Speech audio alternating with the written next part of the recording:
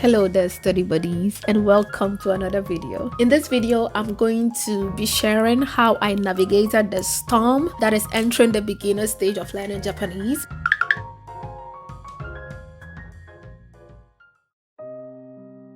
The decision to learn Japanese came with fluffy and giddy feelings. I was so into it, and since I have never learned this language before and knew nothing about it, I reached out to ChatGPT and asked how one might start learning Japanese. Basically, I was told learn hiragana, learn katakana, learn kanji, and then basic phrases. And I was also recommended the Tofugu online resource that I did not really use to learn hiragana or katakana because I thought it would take longer than I needed. And so here's how I learned hiragana and how long it took me learning hiragana. I used one app alone to learn this, and that is the Write It Japanese app. I had used the Thai version back in the day to practice my Thai characters, and so I knew that was it. It took me a week to learn hiragana because I was quite excited and eager to get started learning actual words and to read them. I spent every free time I had during downtime and breaks at work. You'd find me like with a piece of paper practicing, and I had to wear gloves while working, and you would literally catch me like scribbling with a marker, practicing the characters over the gloves. Yeah, that made for very nice conversation starters as well. It was just always fun. By the end of the first week, I was so overwhelmed by how much I was cramming every day, and it did affect the second stage, which was learning katakana.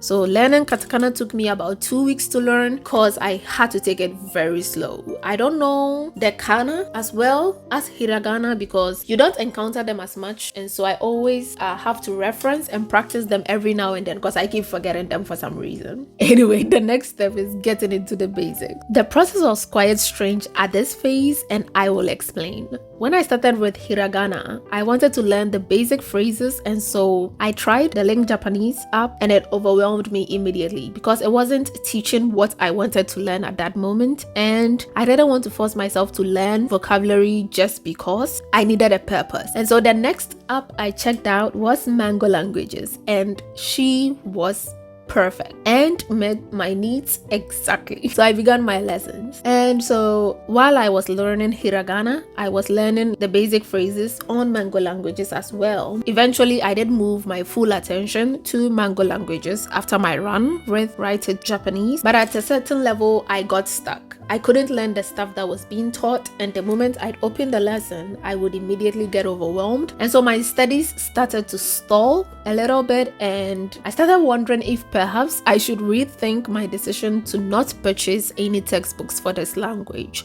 Anyways, I went over to Duolingo and then began the Japanese course over there, and it was such a breath of fresh air. When I started Unit 2 on Duolingo, I decided to practice reading, and I went online and I didn't have to search long and found the perfect resource for me. It was Tadoku. I barely understood what I was reading, and so I employed Chat's aid. I started to study with it alongside Duolingo. Another app I started to use was Memrise. One reason was because I wanted to learn native phrases. I wanted to familiarize myself with the terms spoken by natives, and so I would do lessons on there as well. One amazing thing that happened was that I had started watching a Japanese series, First Love, and was amazed by just how many phrases I learned on Memrise that popped up. And yes, I would scream like a little girl with excitement whenever I recognized something.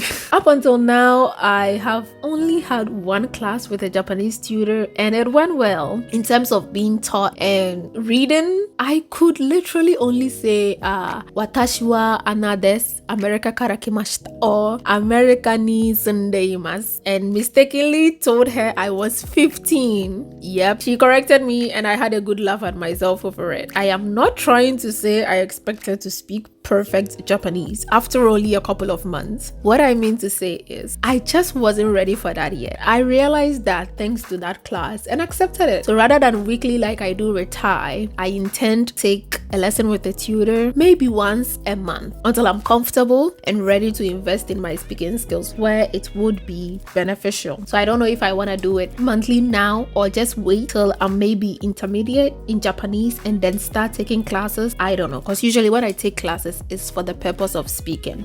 Anyway, let's talk about kanji. So kanji is important, but I have heard some people on YouTube who say that it's not very important to memorize kanji because you can type it or something. I don't know, but I once told Chat to test me based on my level, and over 70% of the vocabulary was in kanji, and I found myself lacking. I know they say to not prioritize it, but I don't agree for myself. I need to prioritize it. It is equally important. People also use the fact that some treat interviews of Japanese natives struggling to identify some kanji to justify that theory. And yeah, I have seen those YouTube shorts, but I think that's just misinformation or just a very small percentage. And well, it is their language, so perhaps they can get away with it. But what happens if I need to read something and it's not in hiragana and it's in kanji? What am I gonna do? So I think it's beneficial for Japanese learners to prioritize that as well. So anyway, my opinion is take it as seriously as you do the other aspects.